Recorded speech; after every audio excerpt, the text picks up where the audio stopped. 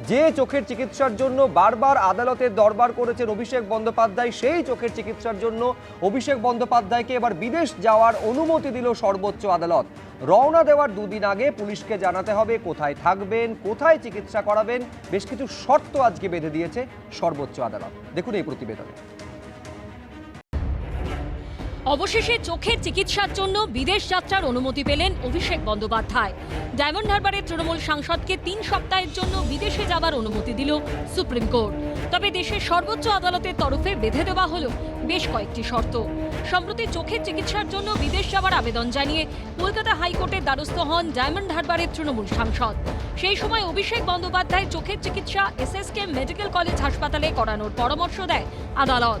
এরপরই সুপ্রিম কোর্টের দ্বারস্থ হন অভিষেক বন্দ্যোপাধ্যায়। সেই আবেদন কলকাতা হাইকোর্টে ফেরত পাঠায় সুপ্রিম কোর্ট। 5ই আগস্ট সেই মামলা খারিজ করে দেয় হাইকোর্ট। ওই দিন বিচারপতি সৌগত ভট্টাচার্য বলেছিলেন, অভিষেক বন্দ্যোপাধ্যায়ের বিরুদ্ধে প্রায় 16টি মামলা আছে, তাতে যদি কালকে নোটিশ পাঠিয়ে হাজিরা দিতে বলে তখন কি করবেন? কলকাতা হাইকোর্টের এই নির্দেশকে চ্যালেঞ্জ করে ফের সুপ্রিম কোর্টে যান অভিষেক বন্দ্যোপাধ্যায়। সোমবার প্রধান বিচারপতি সূর্যকান্ত, বিচারপতি জয়মাল্য বাগচি এবং বিচারপতি ভি মোহনার বেঞ্চে সেই আবেদনের শুনানি হয়। রাজ্য সরকারের পক্ষে সলিসিটর জেনারেল SV রাজু অভিষেক বন্দ্যোপাধ্যায়ের বিরুদ্ধে দায়ের হওয়া 16টি মামলার কথা উল্লেখ করে তার বিদেশ যাত্রার বিরোধিতায় সওয়াল করেন। তিনি একথাও বলেন, বিদেশ যাত্রার অজুহাতে তিনি পালিয়ে যেতে পারেন বলেও আশঙ্কা করা হচ্ছে। অভিষেক বন্দ্যোপাধ্যায়ের আইনজীবী গোপাল শঙ্কর নারায়ণন পাল্টা বলেন, 5ই মের পর তার বিরুদ্ধে সব FIR গুলো করা হয়েছে। সলিসিটর জেনারেল বলেন, 5ই মের আগে অভিষেক বন্দ্যোপাধ্যায়ের বিরুদ্ধে মুখ খোলার কারো সাহস হয়নি। রাজ্য সরকারের তরফে এই যুক্তিও দেওয়া হয়, এদেশে আগে তার MRI ও CT স্ক্যান করা হোক, তারপর যদি সুপ্রিম কোর্ট মনে করে তবেই অনুমতি দেওয়া হোক বিদেশ যাত্রার।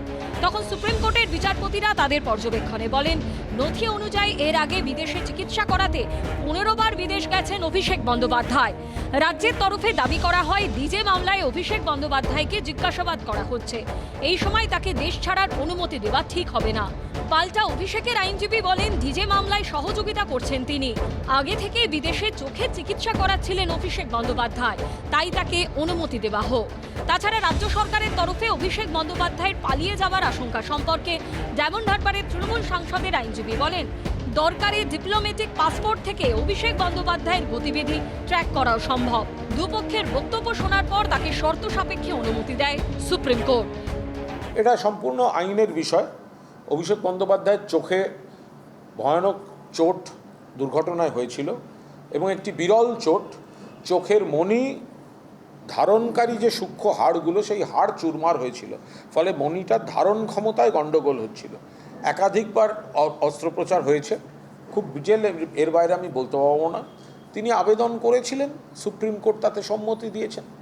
না, বিপজ্জনক কিনা সে তো ভবিষ্যৎ বলবে। সুপ্রিম কোর্ট যদি মনে করে থাকেন মেডিকেল গ্রাউন্ডে কাজ করবে, নিশ্চয়ই যেতে দেবেন, কিন্তু বিদেশ যাওয়ার জন্য এত আতুর কেন? দিল্লি একজন নেতা মাঝে মধ্যে গায়েব হয়ে যান, 2 মাস 3 মাস বিদেশ চলে যান, বাংলার নেতাদেরও সেই অসুখটা ধরেছে। সর্বোচ্চ আদালতের নির্দেশ, বিদেশে রওনা হবার দুদিন আগে অভিষেক বন্দ্যোপাধ্যায়কে এই সংক্রান্ত সমস্ত তথ্য দিয়ে পুলিশকে জানাতে হবে। পাশাপাশি জানাতে হবে কবে কোন ফ্লাইটে যাবেন, কোন ফ্লাইটে ফিরে আসবেন।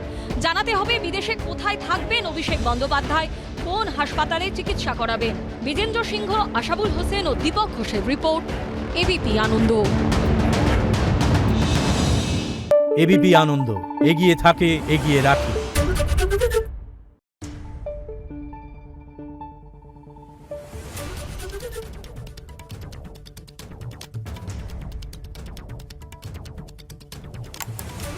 Thank you.